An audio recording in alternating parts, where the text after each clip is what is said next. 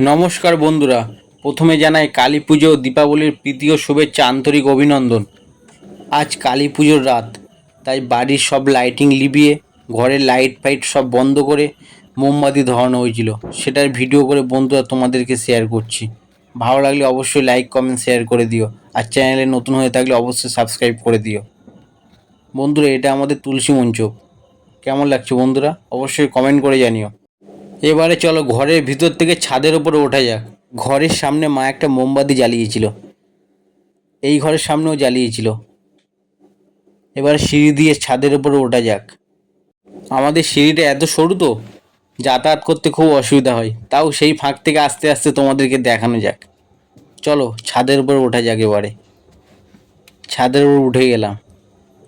ছাদের দরজার সামনে মা একটা মোমবাতি জ্বালিয়েছিল, তারপরে ছাদের চারিদিকে মা এরকমভাবে মোমবাতি জ্বালিয়েছে। ওটা কি বলো তো বন্ধুরা? ওটা একটা ফানুস। ফানুসটা উঠতে পারেনি কোনো কারণে, সেই জন্য ওটাকে লাঠির গায়ে বেঁধে মোমবাতি ধরিয়ে রেখে দিয়েছি। শুভরাত্রি বন্ধুরা, আশা করি কালী পুজো তোমাদের অনেক ভালো কাটুক।